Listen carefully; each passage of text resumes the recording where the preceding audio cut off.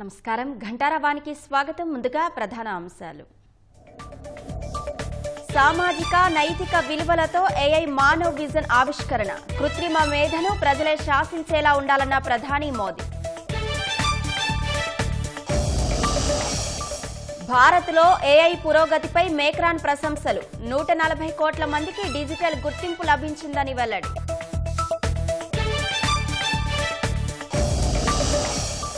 Open ఏఐతో TCS బహుళ ధ్రువ భాగస్వామ్యం. 10 లక్షల మంది యువత జీవనోపాధిని మెరుగుపరచడమే లక్ష్యం.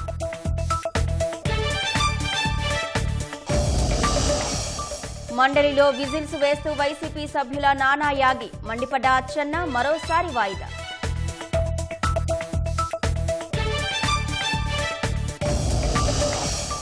ప్రతి జిల్లాలోనూ సైబర్ క్రైమ్ పోలీస్ స్టేషన్లు. నేరాల నియంత్రణకు చర్యలు చేపడుతున్నామన్న హోంమంత్రి.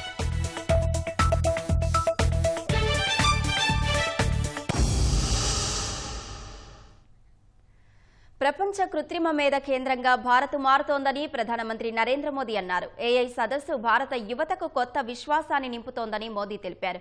ఢిల్లీలో నిర్వహిస్తున్న ఏఐ ఇంపాక్ట్ సదస్సులో ప్రధాని మోదీ పాల్గొన్నారు. Google CEO Sundar Pichai, OpenAI CEO Sam Altman, Meta chief AI officer Alexander Wang, Anthropic CEO Dario Amodei సహా ప్రపంచ టెక్ నాయకులతో కలిసి ప్రధాని మోదీ గ్రూప్ ఫోటోగ్రాఫ్కు ఫోజులిచ్చారు. అనంతరం ప్రసంగించిన మోదీ సాంకేతికత ఆవిష్కరణలకు ఏఐ ఇంపాక్ట్ సదస్సు గొప్ప అవకాశంగా మారనుందన్నారు. యువత ఏఐను వేగంగా అడాప్ట్ చేసుకుంటోందని మోదీ గుర్తు చేశారు. అన్ని రకాల యంత్రాల్ని ఏఐ తెలివైనవిగా మారుస్తోందని, అంతకంటే ఎక్కువగా మానవ సామర్థ్యాలను అనేక రెట్లు పెంచుతోందని మోదీ చెప్పుకొచ్చారు. మోదీ ప్రసంగాన్ని ఏఐ ఆటోమేటిక్గా ప్రాంతీయ భాషల్లోకి అన్వయించింది. మోదీ వెనుక ఉన్న తెరపై ఓ చిత్రం సైగ భాషలో మోదీ మాటలను వెల్లడించింది. గతంలో సాంకేతికతల ప్రభావం కనిపించడానికి దశాబ్దాల కాలం పట్టేదని, కానీ ఇప్పుడు అది ఊహాతీతంగా ఉందని వివరించారు. కృత్రిమ మేధస్సు మానవ చరిత్రకు కీలక పరివర్తనమన్న మోదీ ఈ రోజు మనం చూస్తున్నది కేవలం ప్రారంభం మాత్రమేనని పేర్కొన్నారు. एआई भी एक ट्रांसफॉर्मेटिव पावर है. दिशाहीन हुई तो डिसरप्शन, सही दिशा मिली तो सॉल्यूशन. एआई को मशीन सेंट्रिक से ह्यूमन सेंट्रिक कैसे बनाएं, संवेदनशील और उत्तरदायी कैसे बनाएं, यही इस ग्लोबल एआई इंपैक्ट समिट का मूल उद्देश्य है. साथियों, भारत एआई को किस दृष्टि से देखता है, उसका स्पष्ट प्रतिबिंब इस समिट की थीम में है. सर्वजन हिताय, सर्वजन सुखाय, welfare for all, happiness of all. यही हमारा बेंचमार्क है.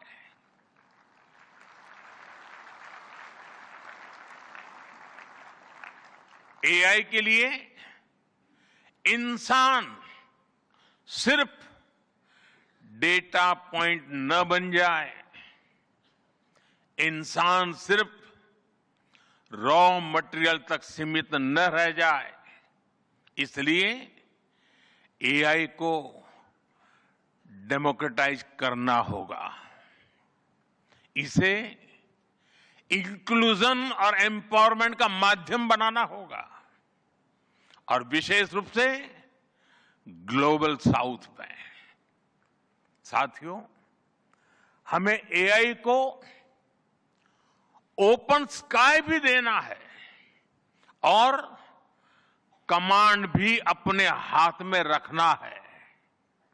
जैसे जीपीएस होता है, जीपीएस हमें रास्ता सुझाता है, लेकिन हमें किस डायरेक्शन में जाना है इसकी फाइनल कॉल हमारी ही होती है. आज हम एआई को जिस दिशा में लेकर जाएंगे वैसा ही हमारा भविष्य तय होगा. టాటా గ్రూప్ ఐటీ సేవల విభాగం టీసీఎస్ ఏఐ దిగ్గజం ఓపెన్ ఏఐతో కలిసి బహుళ ధ్రువ భాగస్వామ్యాన్ని ప్రకటించింది. భారత్ను గ్లోబల్ ఏఐ హబ్గా తీర్చిదిద్దడమే లక్ష్యంగా ఏఐ మౌలిక సదుపాయాల నిర్మాణం, జాయింట్ సొల్యూషన్స్ మార్కెటింగ్పై దృష్టి సారించేలా ఒప్పందాలు చేసుకున్నట్లు తెలిపింది. టాటా ఉద్యోగులు చాట్ జీపీటీ యాక్సెస్ను పొంది ఉత్పాదకతను పెంచుకోగలరని పేర్కొంది. నైపుణ్య శిక్షణ ద్వారా 10 లక్షల మంది యువత జీవనోపాధిని మెరుగుపరచాలని లక్ష్యంగా పెట్టుకున్నట్లు తెలిపింది. భారత్లో ఏఐ ఇన్ఫ్రా స్కిల్స్ను అభివృద్ధి చేస్తున్నట్లు OpenAI CEO Sam Altman తెలిపారు. ఏఐ అడాప్షన్కు భారత్ నాయకత్వం వహిస్తోందని, ప్రతిభ, ఆశయం, ప్రభుత్వ మద్దతుతో భవిష్యత్తును తీర్చిదిద్దగలమని అన్నారు. ఏఐ కేంద్రంగా భారత్ మారుతోందని టాటా గ్రూప్ సీఈఓ చంద్రశేఖరన్ అన్నారు. 140 కోట్ల ప్రజలతో అతిపెద్ద డిజిటల్ ఐడెంటిటీ వ్యవస్థను కలిగి ఉందన్నారు. తర్వాత మాట్లాడిన గూగుల్ సీఈఓ సుందర్ పిచాయ్ భారత్లో గూగుల్ ఫుల్ స్టాక్ ఏఐ హబ్లు ఏర్పాటు చేస్తోందని ప్రకటించారు. కోట్లాది ప్రజల జీవితాలను ఏఐ మారుస్తుందని విశ్వాసం వ్యక్తం చేశారు. కొత్త ఆవిష్కరణలు ఆర్థిక వ్యవస్థలను వృద్ధిలో నడిపిస్తాయని చెప్పారు. ఏఐ విప్లవం పారిశ్రామిక విప్లవం కన్నా 10 రెట్లు వేగంగా, 10 రెట్లు పెద్దదిగా ఉందని పిచాయ్ అన్నారు. భారత్, అమెరికా మధ్య ఏఐ కనెక్టివిటీని పెంచడానికి సబ్సీ కేబుల్ ఏర్పాటు చేయనున్నట్లు ప్రకటించారు. భారతదేశంలో డిజిటల్ సాంకేతికత, కృత్రిమ మేధల పురోగతిని ఫ్రాన్స్ అధ్యక్షుడు ఇమాన్యుయల్ మేక్రాన్ ప్రశంసించారు. 10 ఏళ్ల క్రితం ముంబైలోని ఒక చిల్లర దుకాణదారుడు బ్యాంకు ఖాతా తెరవలేకపోయాడని, ఇప్పుడు అదే వ్యక్తి తన ఫోన్లో డిజిటల్ చెల్లింపులు చేస్తున్నాడని వివరించారు. ఇది సాంకేతికత కథ కాదని, నాగరికత కథ అని వ్యాఖ్యానించారు. ఢిల్లీలో ఏఐ శిఖరాగ్ర సమావేశంలో ప్రసంగించిన మేక్రాన్ ఈ కొత్త టెక్నాలజీని స్వీకరించడంలో భారత్ వేగవంతమైన పురోగతిని సాధించిందని కొనియాడారు. ముఖ్యంగా ఈ సాంకేతికతను ప్రజలకు అందుబాటులో ఉంచడాన్ని మేక్రాన్ ప్రశంసించారు. ప్రపంచంలో మరే దేశం చేయలేనిది భారతదేశం సాధించిందన్న మేక్రాన్ 140 కోట్ల మంది ప్రజలకు డిజిటల్ గుర్తింపు లభించిందన్నారు. In the country. That is not just a tech story. That is a civilization story.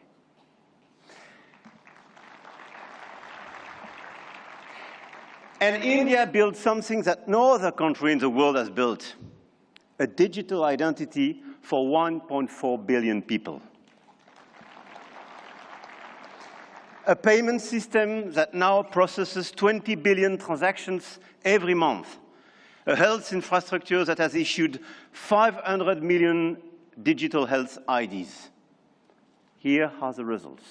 They call it the India Stack, open, interoperable, sovereign. That difference is what this summit is about. We are clearly at the beginning of a huge acceleration, and you perfectly described it.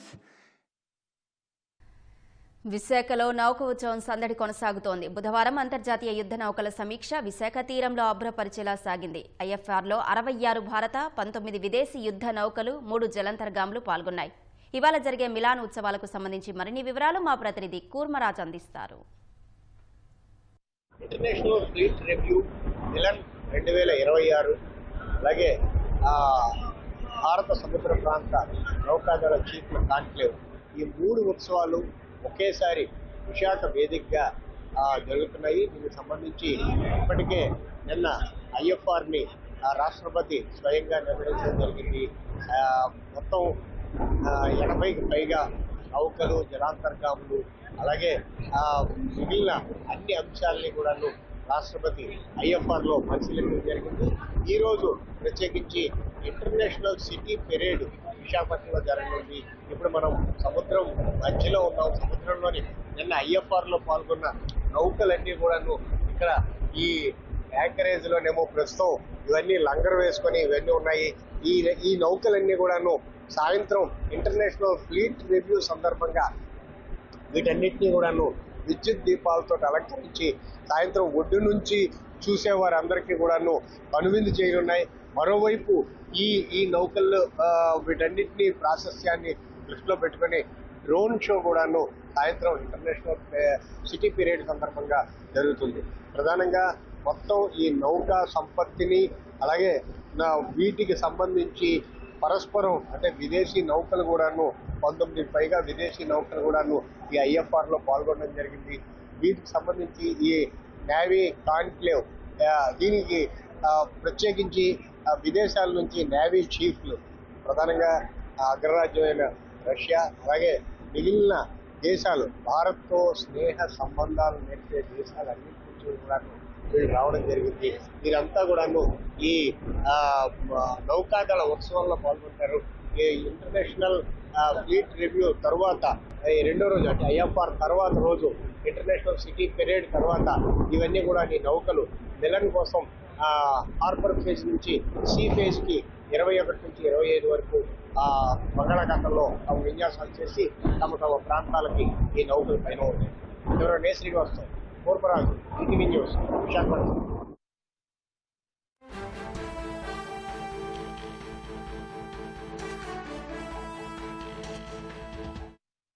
తెలంగాణలో దారుణం జరిగింది. సూర్యాపేటకు చెందిన ఓ యువకుడు ప్రేమించిన యువతి తనను దూరం పెట్టడాన్ని తట్టుకోలేక ఆమెపై సుత్తితో దాడి చేశాడు. యువతి తలకు తీవ్ర గాయాలు కావడంతో సూర్యాపేట ప్రభుత్వ ఆసుపత్రికి తరలించారు. నిందితుడిని పట్టుకుని స్థానికులు దేహశుద్ధి చేశారు.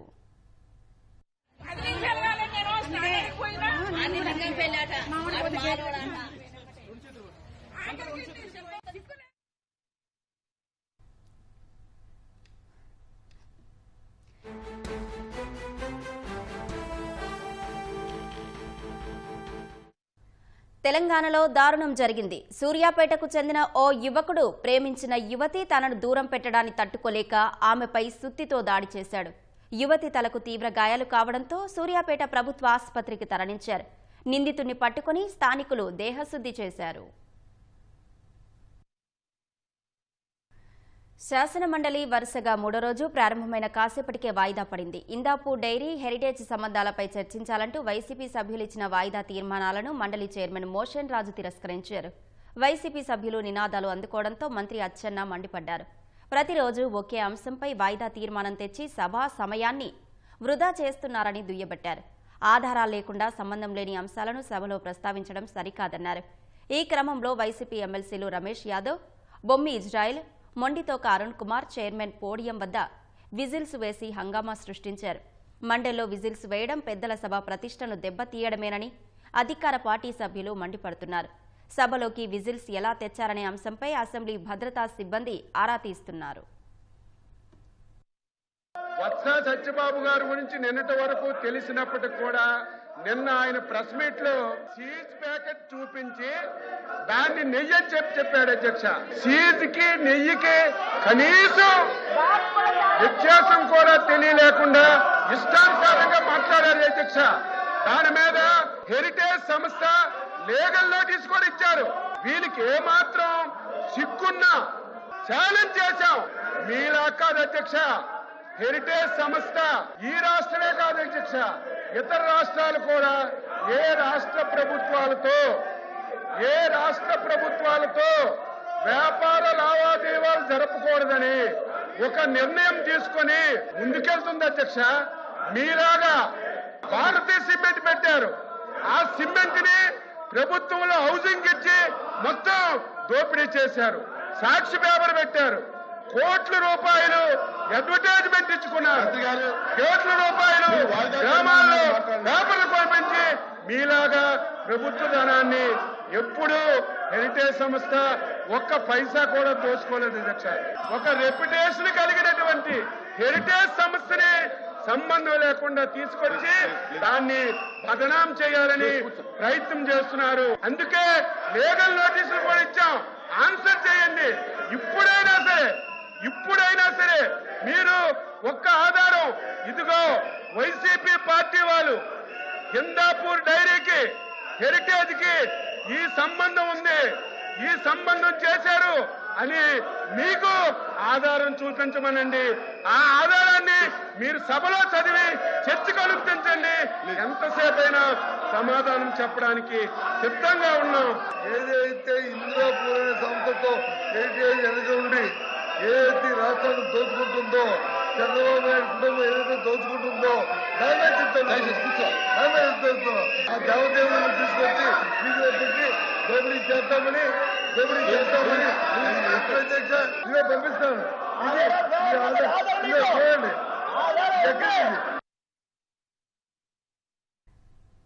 సైబర్ నేరాల నియంత్రణకు ప్రతి జిల్లాలో సైబర్ క్రైమ్ పోలీస్ స్టేషన్లు ఏర్పాటు చేస్తున్నామని హోంమంత్రి అనిత తెలిపారు. శాసనసభ ప్రశ్నోత్తరాల సమయంలో సైబర్ నేరాల కట్టడికి ప్రభుత్వం తీసుకున్న చర్యలపై సభ్యులు అడిగిన ప్రశ్నలకు హోంమంత్రి సమాధానమిచ్చారు. విదేశాల్లో ఉద్యోగాల పేరుతో యువతను సైబర్ నేరగాళ్లుగా మార్చుతున్నారని అనిత ఆవేదన వ్యక్తం చేశారు. నేరాల నియంత్రణకు మంత్రి నారా లోకేష్ నేతృత్వంలో ఉపసంఘాన్ని ఏర్పాటు చేసి కఠిన చర్యలకు ఉపక్రమిస్తున్నట్లు చెప్పారు. తీవ్రవాదులు కానీ కంటికి కనిపిస్తారు కానీ సైబర్ నేరగాలు కంటికి కనిపించిన శత్రువుల ఈ రోజు టాప కింద నీరులాగా మాక్సిమం అంతా పాకే పరిస్థితి కూడా వచ్చింది అధ్యక్ష. ఈ సైబర్ నేరాల్లోని విక్టిమ్స్ అందరూ కూడా బాగా చదువుకున్న వాళ్ళు, వెల్ ఎడ్యుకేటెడ్, ఐఏఎస్లు, ఐపీఎస్లు, రిటైర్డ్ ఆఫీసర్స్, ఇలాంటి వాళ్ళందరూ కూడా ఇందులో విక్టిమ్స్ గా ఉండటం అన్నది కూడా నిజంగా చాలా బాధాకరమైన పరిస్థితి అధ్యక్ష. విలేజెస్ లో కూడా అధ్యక్ష చాలా మంది ఏంటంటే 10th క్లాస్ చదువుకొని, ఇంటర్మీడియట్ చదువుకొని ఉద్యోగ అవకాశాలు లేక ఉండేటప్పుడు వాళ్ళకి ఒక రకమైన ఎరవేస్తారు అధ్యక్ష. మీకు 10th క్లాస్కే పలానా విదేశాల్లో ఉద్యోగాలు ఇస్తామని, ఇలాంటి ఉద్యోగాలు ఇస్తామని చెప్పి కొంతమందిని మయన్మార్, థాయిలాండ్ అలాంటి చోట్లకి తీసుకెళ్తున్నామని తీసుకెళ్లి ఈ థాయిలాండ్ కి మయన్మార్ కి మధ్యలో ఒక కేకే పార్క్ అని చెప్పేసి ఎస్టాబ్లిష్ అయింది అధ్యక్ష. అక్కడికి తీసుకెళ్లి వీళ్ళకి ఉద్యోగాలు ఇస్తున్నామని చెప్పి సైబర్ క్రిమినల్స్ గా మార్చే పరిస్థితి కూడా కనిపిస్తా ఉంది. రీసెంట్ గా మన ఆంధ్రప్రదేశ్ నుంచి దగ్గర 110 మంది వాళ్ళని కూడా మనం రెస్క్యూ చేసి మన కేంద్ర మంత్రి రామ్మోహన్ నాయుడు గారు సారథ్యంలో ఇక్కడ కూడా తీసుకురావడం జరిగింది అధ్యక్ష. మెయిన్ సైబర్ క్రైమ్ కి సంబంధించి అవగాహన అయితే చాలా క్లియర్ గా అవసరం అవుతుంది అధ్యక్ష. ముఖ్యంగా మన కూటమి ప్రభుత్వం వచ్చిన తర్వాత దగ్గర 1596 అవేర్నెస్ ప్రోగ్రామ్స్ క్రియేట్ చేశాం అధ్యక్ష. వీటితో పాటు 1930 హెల్ప్ లైన్ నెంబర్ 24/7 పనిచేస్తుంది. ఎక్కడైనా ఎటువంటి సైబర్ నేరాలు జరిగాయి అన్న ఇన్ఫర్మేషన్ వచ్చిన వెంటనే 1930 నెంబర్కి కనుక కాల్ చేస్తే ఇమీడియట్ గా వాళ్ళు రెస్పాండ్ అయితే కనుక కొంతమేరకు మనం డ్యామేజ్ని, కొంతమేరకు మనం ఆ ధనాన్ని కూడా రికవరీ చేసుకునే పరిస్థితి ఉంటుంది. కాకపోతే వీళ్ళు ఒక భయం క్రియేట్ అవుతుంది అధ్యక్ష. డిజిటల్ అరెస్ట్లు అని చెప్పి ఒక పక్క ఓటీపీలని, కేవైసీలని, జాబ్ ఇప్పిస్తామని, ఇంకా రకరకాల ఆఖరికి మహిళల్ని కూడా ఎరవేసి ఈ సైబర్ క్రైమ్స్లో కూడా ఇన్వాల్వ్ చేసే పరిస్థితులు కూడా కనిపిస్తున్నాయి అధ్యక్ష. దాని మీద గౌరవ ముఖ్యమంత్రి గారు ప్రత్యేకంగా దృష్టి పెట్టి 26 జిల్లాలకి సైబర్ క్రైమ్ పోలీస్ స్టేషన్స్ ఏర్పాటు చేయడానికి ఈరోజు మనకి ప్రతిపాదన కూడా ఉంది అధ్యక్ష. అది యాజ్ ఎర్లీ యాజ్ పాసిబుల్ ఇవ్వడం జరుగుతుంది అధ్యక్ష. ఇవే కాకుండా అధ్యక్ష ప్రత్యేకంగా ఈ సైబర్ నేరాలని, అదేవిధంగా సోషల్ మీడియాని కొంతమేరకు మనం రిస్ట్రిక్ట్ చేయడానికి ఈ మధ్యన ఒక జీవోఎం కూడా ఏర్పాటు చేసుకోవడం జరిగింది. As early as possible cyber crime నేరాల మీద అరికట్టడంలో గవర్నమెంట్ ఇప్పుడు చిత్తశుద్ధితో ఉంది. 2027 ఏప్రిల్ నాటికి రాజధానిలోని ట్రంక్ రోడ్స్ పూర్తి చేసేందుకు ప్రణాళిక చేశామని మంత్రి నారాయణ తెలిపారు. శాసనసభలో అమరావతి ఇన్నర్ రింగ్ రోడ్డు అంశంపై ఎమ్మెల్యే కన్నా లక్ష్మీనారాయణ అడిగిన ప్రశ్నకు మంత్రి నారాయణ సమాధానమిచ్చారు. అమరావతి ఇన్నర్ రింగ్ రోడ్డును పీపీపీ పద్ధతిలో నిర్మాణం చేస్తున్నామన్నారు. 6 నెలల్లో భూ సమీకరణ పూర్తి చేసే విధంగా అధికారులకు ఆదేశాలు ఇచ్చామన్నారు.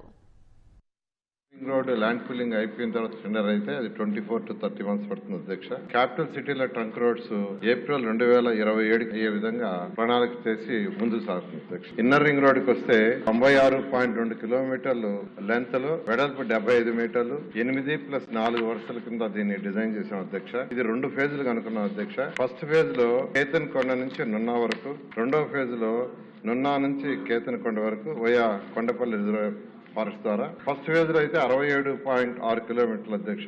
అది గుంటూరులో ఒక 14 విలేజ్లు, పల్నాడులో ఒక 3 విలేజ్లు, కృష్ణాలో 6 విలేజ్లు, ఎన్టీఆర్ దాంట్లో మొత్తం 26 విలేజ్లు అధ్యక్ష. దీనికి డిపిఆర్ పూర్తి అయిపోయింది అధ్యక్ష. దీని మీద యాక్చువల్ గా ల్యాండ్ పూలింగ్ ఆల్రెడీ నోటిఫికేషన్ ఇచ్చి ల్యాండ్ పూలింగ్ స్టార్ట్ చేసాం.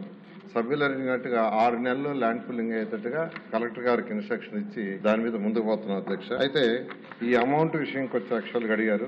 ఇన్నర్ రింగ్ రోడ్ అయితే పీపీపీ మోడల్ లో పోతున్నాం అధ్యక్ష. ట్రంక్ రోడ్ కి సంబంధించి యాక్చువల్ గా మొత్తం 55 వర్క్స్ అధ్యక్ష. అందులో 45 వర్క్స్ కి టెండర్లు ఇచ్చి 18,779 కోట్లకి యాక్చువల్ గా టెండర్ ఇవ్వటం జరిగింది అధ్యక్ష.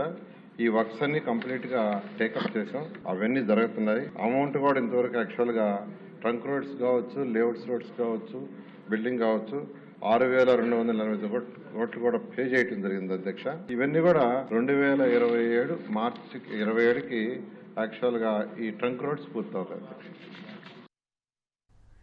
వశిష్ఠ గోదావరి నది ఎడమగట్టు కరకట్టను పటిష్టపరిచే చర్యలు తీసుకుంటామని మంత్రి నిమ్మల రామానాయుడు స్పష్టం చేశారు. పి గన్నవరం నుంచి గోపాలపురం వరకు ఉన్న గోదావరి నది ఎడమగట్టు కరకట్టను బలోపేతం చేయాలని శాసనసభలో పి గన్నవరం ఎమ్మెల్యే గిడ్డి సత్యనారాయణ అడిగిన ప్రశ్నకు మంత్రి బదులిచ్చారు. త్వరలో అధికారులతో సంప్రదించి ఆర్థిక శాఖ అనుమతులు తీసుకుని ముందుకెళ్తామని తెలిపారు.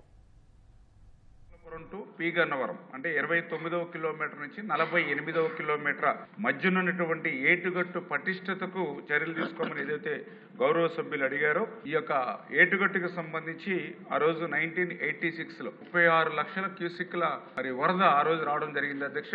ఆ 36 లక్షల హైయెస్ట్ ని క్యాలిక్యులేట్ చేసి గోదావరి ఏటుగట్టుని పటిష్టపరచడం జరిగింది. అందులో భాగంగానే గౌరవ సభ్యులు అడిగినటువంటి గోపాలపురం టు పి గన్నవరం అనేది ఆ రోజు 2010 సంవత్సరంలోనే ఈ వరదగట్ట ఎత్తును పెంచడం జరిగింది అధ్యక్ష. వెడల్పు కూడా చేయడం జరిగింది. అయితే గౌరవ సభ్యులు అడిగినట్లుగా దాని మీద ఇంకా గ్రావెల్ కానీ బీటీ కానీ ఇతరత్ర రవాణా మార్గానికి సంబంధించి ఏటుగట్టు మీద ఏదైతే సౌకర్యాలు ఏర్పాటు చేయమని చెప్పడం జరిగిందో తప్పనిసరిగా వాటిని పరిశీలించి ఇరిగేషన్ అధికారుల దృష్టికి తీసుకెళ్లి దానికి సంబంధించిన ఎస్టిమేషన్స్ ప్రిపేర్ చేసి ఆర్థిక శాఖ అనుమతులు తీసుకుని ముందుకెళ్తామని చెప్పి మీ ద్వారా తెలియజేస్తున్నాను అధ్యక్ష.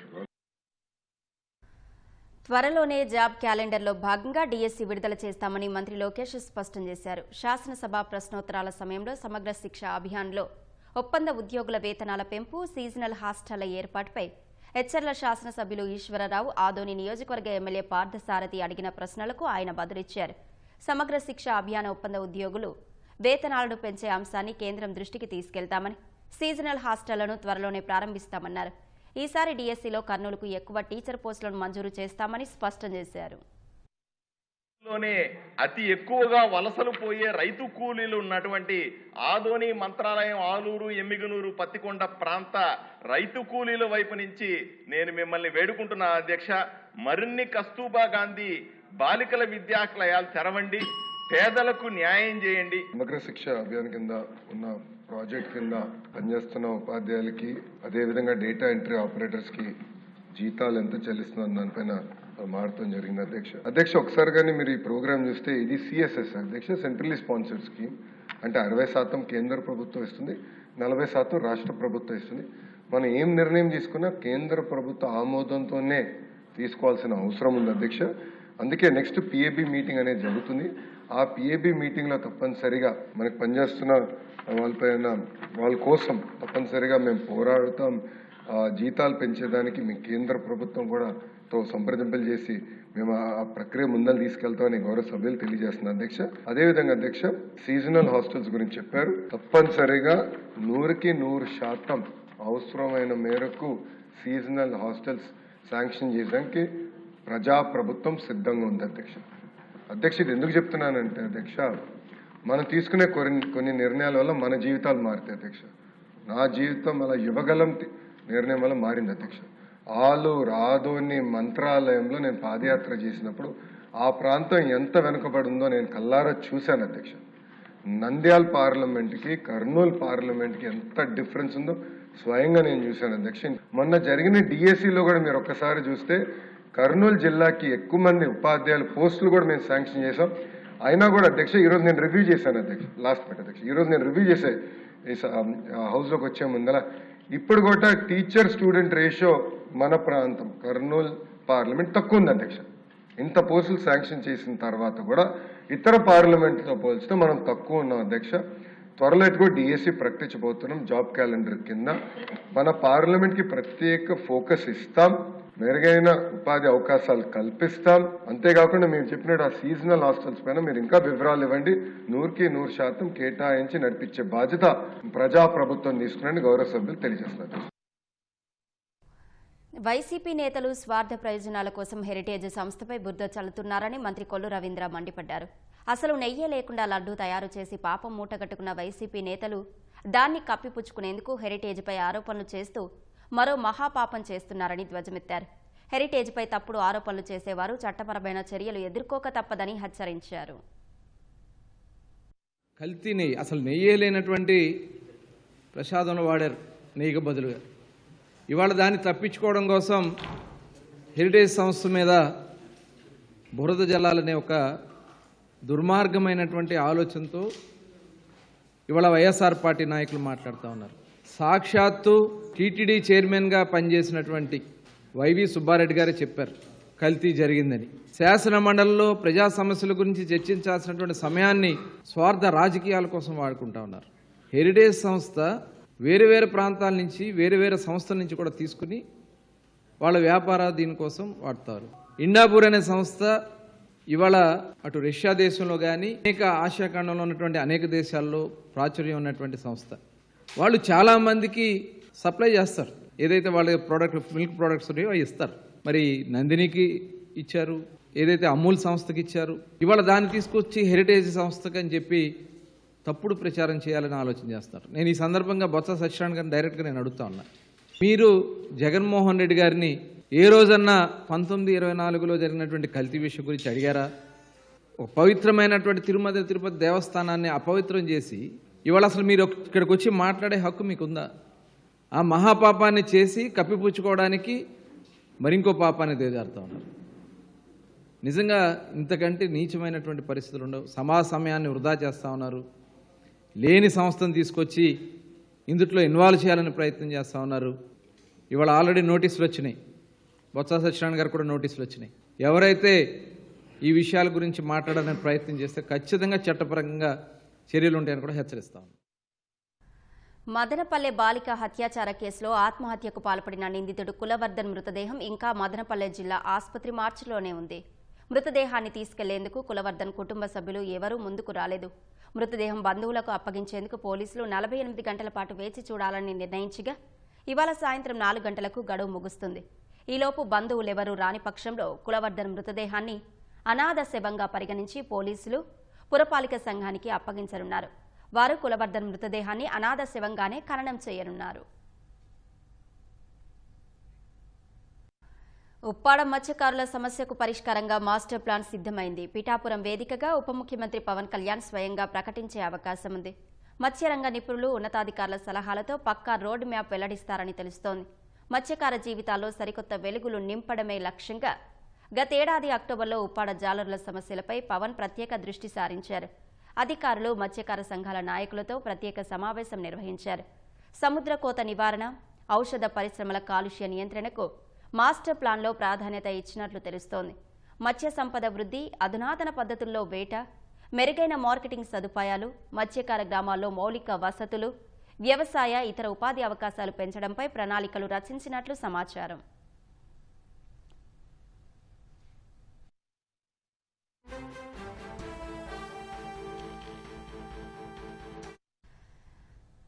అనంతపురం జిల్లాలో మిరప దొంగలు రైతులకు కంటి మీద కునుకు లేకుండా చేస్తున్నారు. ఈ ఏడాది ధరలు పెరగడంతో సంతోషంగా ఉన్న రైతులను ఉక్కిరిబిక్కిరి చేస్తున్నారు. రాత్రిళ్లు తోటల మీద పడి పంటను దోచేస్తున్నారు. కొన్ని చోట్ల ఆరబోసిన మిరపను బస్తాలో నింపుకొని పారిపోతున్నారు. దొంగల నుంచి పంటను కాపాడుకునేందుకు రైతులు పాట్లు పడాల్సి వస్తోంది. అనంతపురం జిల్లాలో దొంగల బారి నుంచి మిరప పంటను కాపాడుకోవడం రైతులకు సమస్యగా మారింది. జిల్లా వ్యాప్తంగా సుమారు 50,000 ఎకరాల్లో ఎండు మిరప సాగవుతోంది. ఉరవకొండ, విడపనకల్లు, వజ్రకరూరు, గుంతకల్లు, బొమ్మనహాల్ మండలాల్లో హెచ్ఎల్సీ కాలువ, బోర్ల కింద మిరప సాగు చేస్తున్నారు. అత్యంత డిమాండ్ ఉండే బ్యాడిగ రకం మిరపకు గత 3 ఏళ్లుగా అంతంత మాత్రమే ధరలు ఉన్నాయి. పెట్టుబడి ఖర్చులు కూడా దక్కక రైతులు 3 ఏళ్లుగా అప్పుల పాలయ్యారు. ఈసారి పంట కాలంలో విల్ట్ తెగులు సోకడంతో సగానికి పైగా మిరప పంట ఎండిపోయింది. పంట దిగుబడి తగ్గడంతో మిరప ధర క్వింటా 60,000కు చేరింది. దీంతో దొంగలు పొలాలపై పడి మిరపను దోచుకెళ్తున్నారు. దొంగల నుంచి పంటను కాపాడుకోవడానికి రైతులు ఇబ్బందులు పడాల్సి వస్తోంది. పంట వేసినాము, సౌండ్ వేసిన తర్వాత కూలీలు పెట్టి ఎరిసినాము. కూలీలు పెట్టి ఎరిసిన తర్వాత 20 రోజులు అయింది. ఆరేసుకొని కూర్చున్నాము. కానీ రాత్రికి వచ్చేసి మా నాయన మా అమ్మ ఉండ్రి క్యారెట్ ఇచ్చే వచ్చినాను. క్యారెట్ చూసి ఆ నాయన చూసుకుంటున్నారు. కానీ మా నాయన మా అమ్మని బెదిరించేసుకుపోయిన 2 కుప్పల్లోన పోయిన బ్యాగ్లను పోయినారు. కానీ మా అమ్మ మా నాయన ఉండి చూసి బెదిరి బ్యాట్ ఎత్తున ఓడిపోయినారు. 2 క్వింటాలు 2.5 క్వింటాలు పోయినారు. కానీ ఇప్పుడు దాంట్లో వచ్చేసి 2 లక్షలు ఖర్చు వచ్చిన తర్వాత రేటు చూసి దొంగతనం చేస్తున్నారు సార్ అని కంప్లైంట్ ఇస్తున్నామా. మేము గత 7 సంవత్సరాల నుంచే మిరప సాగిస్తున్నాము. కానీ ఎప్పుడు దొంగల బరిదా లేదు. ఈసారి వచ్చేసి మన చేనులోగానే కొన్ని పోయినవి. కానీ మనం కట్టు కావాలి ఉండాలంటే ఎప్పుడు కాదు. దొంగలు అనేది చెప్పి ఎప్పుడు టైం రారు. ఎప్పుడు వస్తారో ఏం కదా తెలియదు. మాస్కులు అంటారు, గుడ్డేళ్ళు పొడివేళ్ళు అంటారు. కానీ మనం అంటే చూడలేదు. కాబట్టి ఏదేమైనా కానీ కొద్దిగా రైతులు కానీ అందరూ బాగా జాగ్రత్తగా ఉండే పోలీసు వారు సహకారంగా బాగా కోరుతున్నాము. పొలాల్లో ఆరబెట్టిన మిరపను దొంగలు దోచుకెళ్తున్నారు. విడపన కల్లులో కాపలాగా పడుకున్న రైతును బెదిరించి 2 క్వింటాళ్ల మేర ఎత్తుకెళ్లారు. మరికొన్ని చోట్ల కోతకు సిద్ధమైన పొలంలోకి చొరబడి పంటను కోసుకుని వెళ్తున్నారు. మిరప దొంగల బెడద అధికమైందని చాలా మంది రైతులు పోలీసులకు ఫిర్యాదు చేస్తున్నారు. మిర్చి బాగుందంటని చెప్పి రైతులు సంతోషపడుతున్నారు. ఏడు చూసినా అంతా దొంగతనాలు జరుగుతున్నాయి. ఇప్పుడంతా జనాలు చాలా బాధపడుతున్నారు, భయపడుతున్నారు. రాత్రిపూట ఈ దొంగలది ఇది రొంత పెద్దవాళ్ళంతా మీరు నాయకులంతా రొంత ఆరగట్టాల. ఈ మధ్యకాలంలోన కొంతమంది మిర్చి బాగా రేట్లు ఎక్కువ ఉండే ఉద్దేశం మీద కొంచెంమంది దొంగలు వచ్చి మిర్చి మండీలు తీసుకుపోయి నానా అవసరం పడిస్తున్నారు. కానీ రేట్లు ఉండాయనే ఉద్దేశం పైన కొంతమంది ఈ దొంగతనాలు ఎక్కువ మోపైనవి. రాత్రిపూట కూడా జనాలు కూడా పోయేదానికి చాలా ఇబ్బంది పడుతున్నారు. రాత్రిపూటలో 24 గంటల సేపు నేను నిద్ర పోవడం లేదు. వాళ్ళపైన ప్రత్యేక దృష్టి సారించి రైతులను కాపాడాలని ప్రత్యేక పోలీసు అధికారులకి విన్నవించుకుంటున్నాము. ప్రకృతి వైపరీత్యాలు, తెగుళ్లతో ఇప్పటి వరకు నష్టపోతున్న రైతులకు దొంగల బెడద తోడవడంతో ఏం చెయ్యాలో దిక్కుతోచడం లేదు. కుటుంబాలతో సహా పొలాల వద్దే రాత్రింబవళ్లు కాపలాగా ఉంటున్నారు. అమెరికా కాలిఫోర్నియాలో పెను విషాదం చోటు చేసుకుంది. సియెర్రా నెవాడా పర్వత శ్రేణుల్లోని లేక్ తాహో సమీపంలో భారీ మంచు తుపాను కారణంగా సంభవించిన హిమపాతంలో చిక్కుకొని 8 మంది స్కీయర్లు ప్రాణాలు కోల్పోయారు. విపత్కర పరిస్థితుల్లో సహాయక చర్యలు చేపట్టిన రెస్క్యూ బృందాలు ప్రమాదం జరిగిన కొన్ని గంటల తర్వాత మరో 6గురిని ప్రాణాలతో సురక్షితంగా రక్షించాయి. మరొకరి ఆచూకీ ఇంకా తెలియాల్సి ఉందని అధికారులు బుధవారం వెల్లడించారు. బ్లాక్ బర్డ్ మౌంటైన్ గైడ్స్ ఆధ్వర్యంలో 3 రోజుల ట్రెక్కింగ్ను ముగించుకొని స్కీయర్లు తిరుగు ప్రయాణంలో ఉన్నప్పుడు ఈ ప్రమాదం ముంచుకొచ్చింది. ఈ దుర్ఘటన జరగడానికి కొన్ని గంటల ముందే భారీ హిమపాతం సంభవించే అవకాశం ఉందని సియెర్రా అవలాంచ్ సెంటర్ స్పష్టమైన హెచ్చరికలు జారీ చేసింది. ఎమర్జెన్సీ బీకాన్లు, సెల్ ఫోన్ సిగ్నల్స్ ఆధారంగా సహాయక బృందాలు గాలింపు చర్యలు చేపట్టి బాధితుల జాడను గుర్తించగలిగాయి.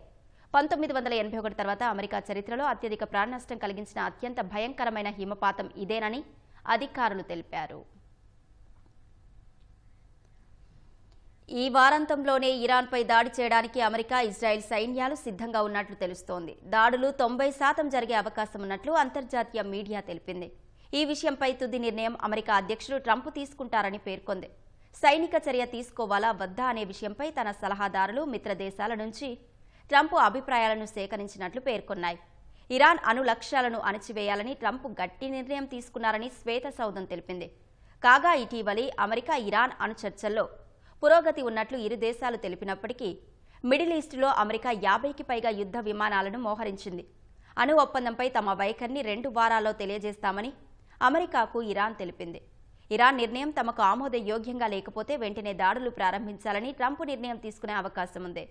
అటు యుద్ధం చేయాల్సి వస్తే డియగో గార్సియా దీవులతో పాటు బ్రిటన్ ఆధీనంలోని ఫెయిర్ఫోర్డ్ సైనిక స్థావరాలు అమెరికాకు అవసరం పడతాయని ట్రంప్ అన్నారు. అందుకే ఎట్టి పరిస్థితుల్లో డియోగో గార్సియాను మారిషస్కు అప్పగించకూడదని బ్రిటన్ ప్రధాని కీర్ స్టార్మర్ను ట్రంప్ కోరారు. కొత్త ఆవిష్కరణలు ఆర్థిక వ్యవస్థను వృద్ధి పథంలో నడిపిస్తాయని గూగుల్ సీఈఓ సుందర్ పిచాయ్ అన్నారు. ఏఐ నిర్మాణం అందరికీ చాలా ఉపయోగంగా ఉంటుందని, భారత్ను సందర్శించిన ప్రతిసారి మార్పుల వేగం చూసి ఆశ్చర్యపోతున్నానని తెలిపారు. ఇండియా ఏఐ ఇంపాక్ట్ సమిట్ అధికారిక ప్రారంభ కార్యక్రమంలో సుందర్ పిచాయ్ మాట్లాడారు.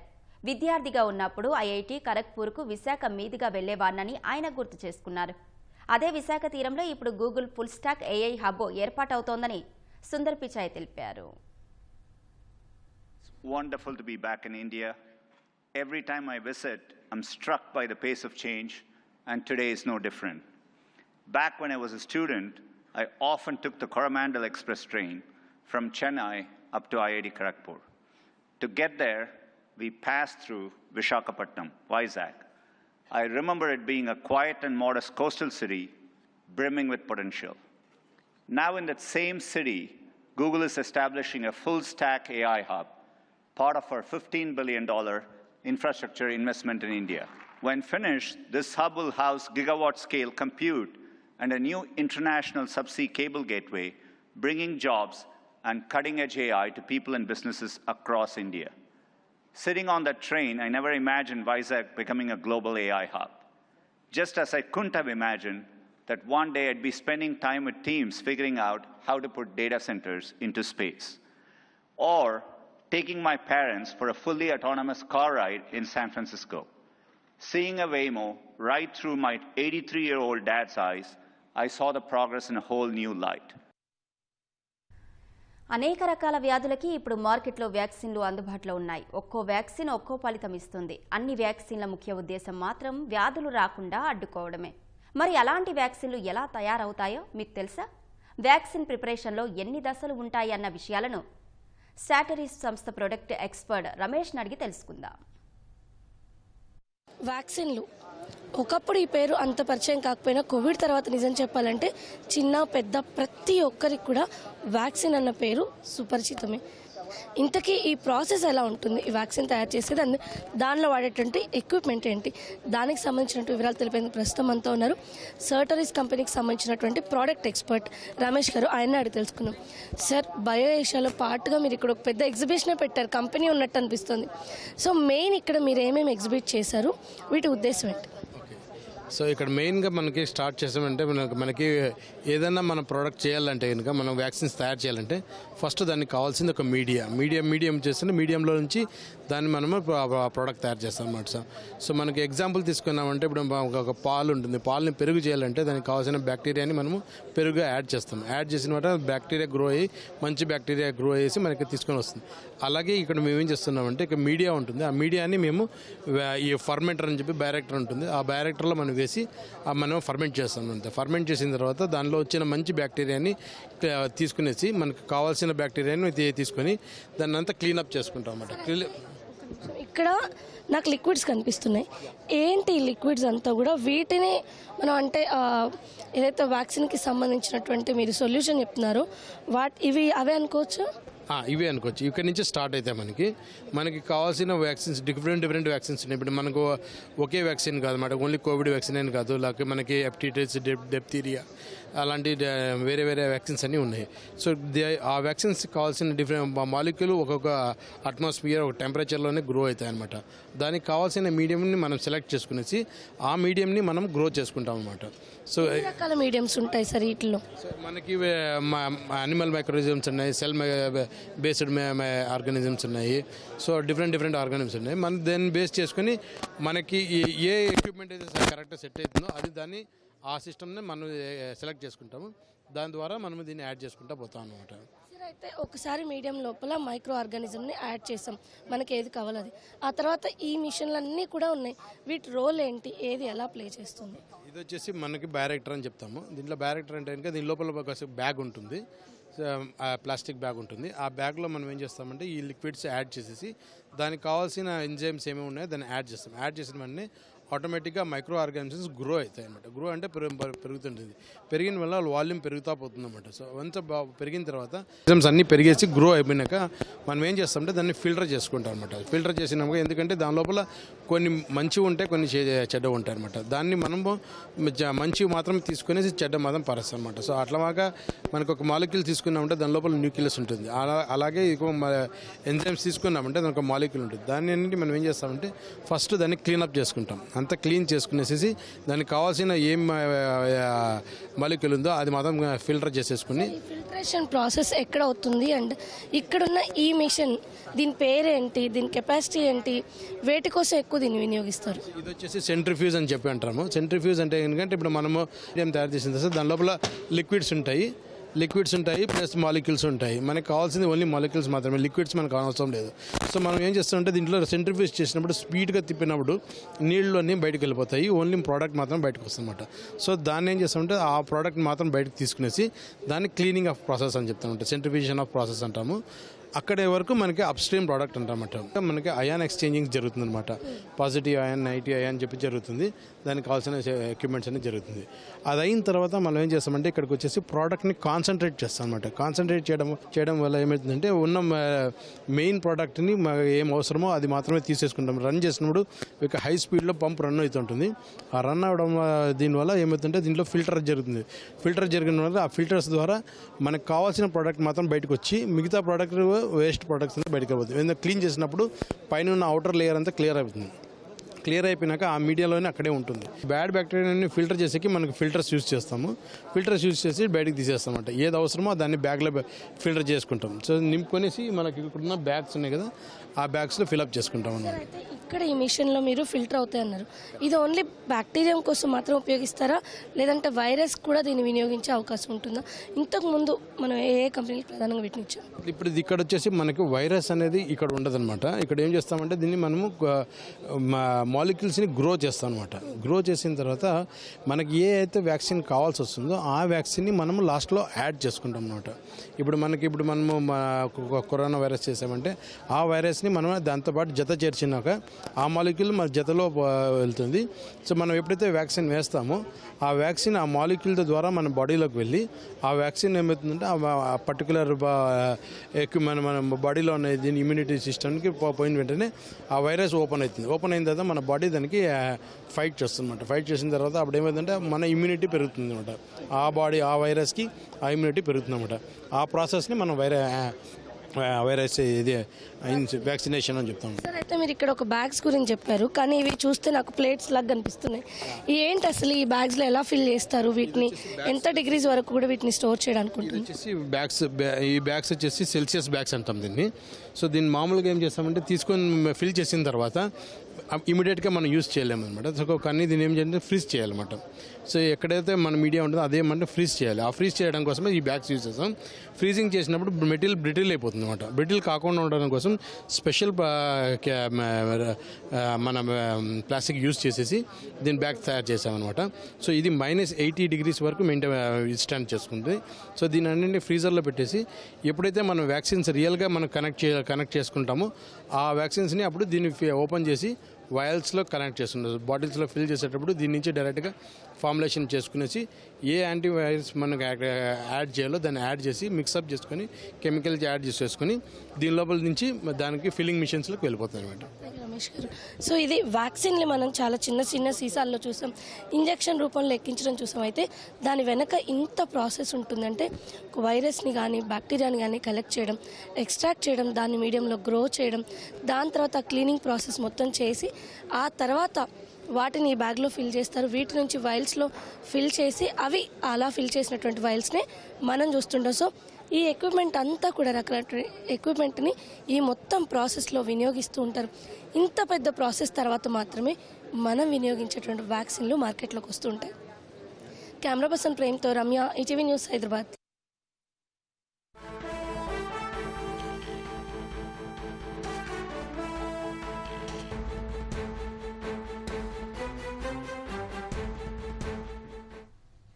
ఉచిత పథకాలపై సుప్రీంకోర్టు కీలక వ్యాఖ్యలు చేసింది. ఉచిత పథకాలు రాష్ట్రాల అభివృద్ధికి విఘాతం కలిగిస్తున్నాయని సర్వోన్నత న్యాయస్థానం వ్యాఖ్యానించింది.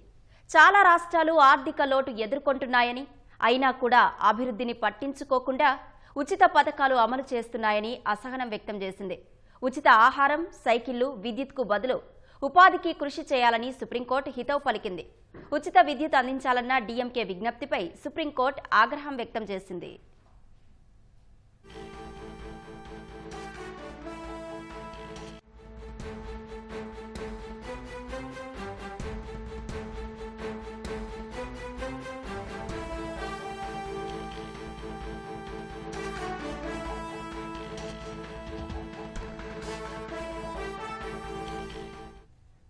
ఉచిత పథకాలపై సుప్రీంకోర్టు కీలక వ్యాఖ్యలు చేసింది. ఉచిత పథకాలు రాష్ట్రాల అభివృద్ధికి విఘాతం కలిగిస్తున్నాయని సర్వోన్నత న్యాయస్థానం వ్యాఖ్యానించింది. చాలా రాష్ట్రాలు ఆర్థిక లోటు ఎదుర్కొంటున్నాయని, అయినా కూడా అభివృద్ధిని పట్టించుకోకుండా ఉచిత పథకాలు అమలు చేస్తున్నాయని అసహనం వ్యక్తం చేసింది. ఉచిత ఆహారం, సైకిళ్లు, విద్యుత్కు బదులు ఉపాధికి కృషి చేయాలని సుప్రీంకోర్టు హితవు పలికింది. ఉచిత విద్యుత్ అందించాలన్న డీఎంకే విజ్ఞప్తిపై సుప్రీంకోర్టు ఆగ్రహం వ్యక్తం చేసింది. ఛత్తీస్గఢ్ తెలంగాణ సరిహద్దు కర్రెగుట్టలో మరోసారి తుపాకీలు గర్జించాయి. ఎన్కౌంటర్లో 2 మావోయిస్టులు మృతి చెందారు. భద్రతా బలగాలు, మావోయిస్టుల మధ్య కాల్పులు కొనసాగుతున్నాయి. నక్సల్స్ మిషన్ దృష్ట్యా మావోయిస్టుల వేటను భద్రతా బలగాలు ముమ్మరం చేశాయి. 2026 మార్చి 31 నాటికి వామపక్ష తీవ్రవాద నిర్మూలన లక్ష్యంగా కేంద్రం చర్యలను ముమ్మరం చేసింది. ఇందులో భాగంగా ఆపరేషన్ KGH2 పేరిట కూంబింగ్ జరుగుతోంది. కర్రెగుట్టల్లో 2000 మందితో 2 రోజులుగా భద్రతా బలగాలు గాలింపు చేపట్టాయి.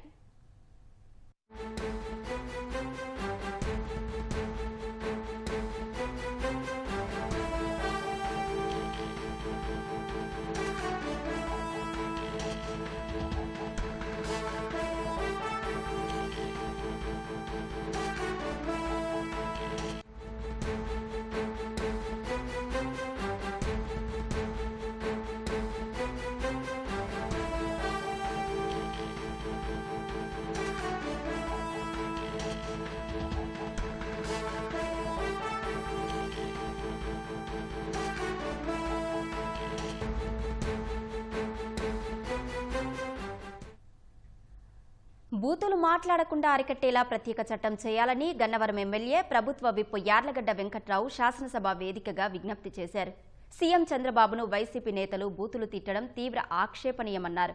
ప్రశ్నోత్తరాల సమయంలో లేదు, అవును, ఉత్పన్నం, కాదు అనే మాటలు కాకుండా శాసనసభ సమావేశాలను ప్రత్యక్ష ప్రసారం ద్వారా చూసే ప్రజలకు అర్థమయ్యేలా సమాధానాలు ఉండాలన్నారు.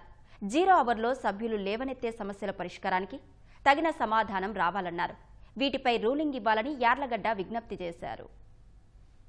లైవ్ లో మంత్రులు అవును కాదు ఉత్పన్నం కాదని చెప్పేది సభలో వాళ్ళకి అర్థమవుతుంది, కానీ ఏదైనా పార్లమెంట్ లో కానీ ఇక్కడ కానీ చూసే ఆడియన్స్ టీవీ ఎవరైతే చూస్తారో వాళ్ళకి ఆ క్వశ్చన్ అర్థం కాదు అధ్యక్ష. అవును కాదు ఉత్పన్నం కాదంటే అర్థం కాని పరిస్థితిని అడ్రస్ చేయాల్సిన అవసరం నేను బలంగా నమ్ముతూ మీరు రూలింగ్ ఇవ్వాల్సిందిగా కోరుతున్నాను అధ్యక్ష. 0 అవర్ లో మంత్రులు నోట్ చేసుకుంటారని గత సమావేశాలు చెప్పారు, కానీ నోట్ చేసుకుంటారు అధ్యక్ష. అలాగే రిప్లైలు కూడా ఏం రావట్లేదు. దాని మీద కూడా రూలింగ్ ఇచ్చే అవకాశం ఉంటే పరిశీలించవస్తే కోరుతున్నాను. రిప్లై రాకపోతే మా కాన్స్టిట్యున్సీ పైన అడిగింది అవుతుందో అవదో ఏదో ఏదర్ అవుతుందో లేదో చెప్పాల్సిన అవసరం అధ్యక్ష.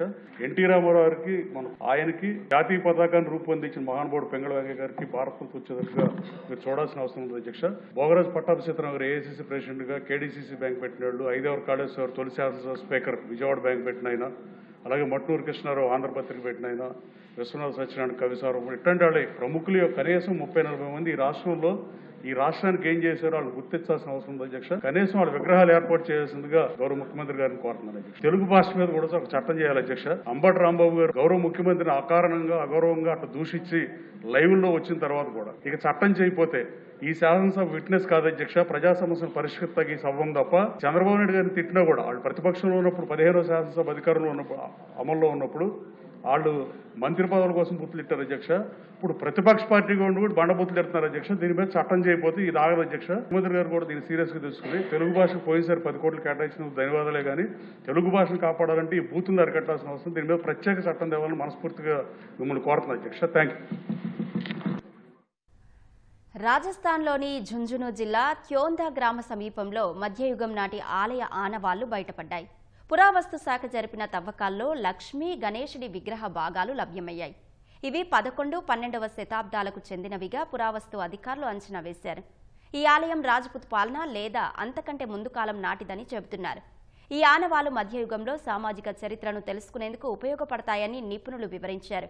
గత నెలలో తవ్వకాలు చేపట్టగా అనేక పురాతన వస్తువులు లభ్యమైనట్లు తెలిపారు. ప్రతి కళాఖండాన్ని నమోదు చేస్తూ ఫోటోగ్రఫీ, సంరక్షణ చర్యలను చేపడుతున్నామన్నారు. శాస్త్రీయ విశ్లేషణ, ఖచ్చితమైన కాల నిర్ధారణ పూర్తయిన తర్వాత ఈ ప్రాంత చారిత్రక ప్రాధాన్యం మరింత స్పష్టంగా తెలుస్తుందన్నారు. ఏదైనా సాధించాలనే పట్టుదల ఉంటే అసాధ్యమైనది ఏదీ లేదని నిరూపిస్తున్నాడు జార్ఖండ్కు చెందిన సాజుల్ అనే యువకుడు. ఒక కాలు ఒక చేయి లేకపోయినా భారతదేశమంతటా సైకిల్ యాత్ర చేస్తున్నాడు. హజారీబాగ్కు చెందిన సాజుల్ విద్యుత్ ప్రమాదంలో ఒక చేయిని ఒక కాలిని కోల్పోయాడు. కానీ అంతకు ముందే అతడు సైకిల్ యాత్ర చేస్తూ దేశమంతా తిరగాలని అనుకున్నట్లు తెలిపాడు. తన కల కోసం వైకల్యం అడ్డురాదనుకున్నాడు. అనుకున్నదే తడవుగా 11 నెలల క్రితం యాత్రను ప్రారంభించిన సాజుల్ తొలుత రాజస్థాన్లోని బికనేర్ వెళ్లాడు. ఇప్పటి వరకు 16 రాష్ట్రాలు పర్యటించిన అతడు ప్రస్తుతం హర్యానా దిశగా సాగుతున్నాడు. దారి పొడవునా ప్రజలు చూపిస్తున్న ప్రేమ, గౌరవమే తనను ముందుకు నడిపిస్తున్నాయని సాజుల్ చెబుతున్నాడు. తిరుమల శ్రీవారిని పలువురు రాజకీయ, సినీ ప్రముఖులు దర్శించుకున్నారు. వీఐపీ ప్రారంభ విరామ దర్శన సమయంలో తెలంగాణ ఎమ్మెల్యే జగదీష్ రెడ్డి, డ్రమ్స్ శివమణి, నిర్మాత లోహిత్, నటి రమ్యశ్రీ, నటుడు చరణ్ రాజులు వేర్వేరుగా స్వామివారి సేవలో పాల్గొన్నారు. టీటీడీ అధికారులు వారికి స్వాగతం పలికి దర్శన ఏర్పాట్లు చేశారు. దర్శనం అనంతరం రంగనాయకుల మండపంలో పండితులు ఆశీర్వచనం చేసి స్వామివారి తీర్థప్రసాదాలను అందజేశారు. I came along with my family next month ఉగాదికి ఒక పెద్ద ప్రోగ్రాం తిరుపతిలో జరగబోతుంది. అది సర్ప్రైజ్. మంచి సింగర్ వస్తున్నారు ఇక్కడ, ఆయనతోటి నేను కూడా వాయిస్తున్నాను, U Rajesh. So please see that concert. Babu గారు వస్తే తిరుపతి ఎప్పుడు బాగుంటుంది. సో అనుకొని అందరూ ప్రజలు అందరూ చాలా హ్యాపీగా ఉన్నారు. చేసిన అరేంజ్మెంట్స్ అంతా చాలా బాగున్నాయి. తెలుగు కూడా చేస్తున్నాను, తమిళ, తెలుగు, కన్నడ మా అబ్బాయిలు పెట్టుకొని హీరో సినిమా చేస్తున్నాము. సో ప్రాజెక్ట్ జరుగుతున్నాయి. ఓకే, ఒక సినిమా నేను డైరెక్షన్ చేస్తున్నాను. సో జరుగుతున్నాయి. శ్రీ విష్ణు నయన సారిక జంటగా మారుతీరావు దర్శకత్వం వహించిన చిత్రం విష్ణు విన్యాసం. శ్రీ సుబ్రహ్మణ్యేశ్వర సినిమాల పతాకంపై సుమంత్ నాయుడు నిర్మించిన ఈ చిత్రం ఫిబ్రవరి 28న ప్రేక్షకుల ముందుకు రాబోతుంది. ఈ సందర్భంగా హైదరాబాద్లోని ఏషియన్ సత్యం థియేటర్లో సినిమా టీజర్ను విడుదల చేశారు. ఒత్తిడి దూరం చేస్తూ హాయిగా చూసే విధంగా ఈ సినిమాను రూపొందించామని కథానాయకుడు శ్రీ విష్ణు తెలిపారు. సామజవర్గంన చూసామంటే బ్రదర్ సిస్టర్ లవ్ స్టోరీ అండి. అది అంటే ఒక పెళ్ళి అయితే వాళ్ళిద్దరు బ్రదర్ సిస్టర్ అవుతారు, అది డిఫరెంట్ స్టోరీ. దాంట్లో ఎంటర్టైన్మెంట్. సింగిల్ వచ్చేసి యాంటీ క్లైమాక్స్. తెలుగులో యాంటీ క్లైమాక్స్ ఎమోషనల్ గా తీసిన సినిమాలు హిట్ అయినాయి, కానీ ఎంటర్టైనింగ్ గా తీసిన సినిమాలు ఎప్పుడు చేయలే. అది కొత్తదే ఆడియన్స్ కి. ఇది అలాగే ఒక కొత్త పాయింట్ అండి, కంప్లీట్ కొత్త పాయింట్. ఎంటర్టైన్ అవుతానే ఒక మంచి కథ, అందరికీ హత్తుకునే ఒక కథ ఓపెన్ చేస్తాం. కథ ఉంటేనే ఎంటర్టైన్మెంట్ చేయాలండి, లేకపోతే ఎంటర్టైన్మెంట్ చేయడం చాలా కష్టం అన్నిటికన్నా.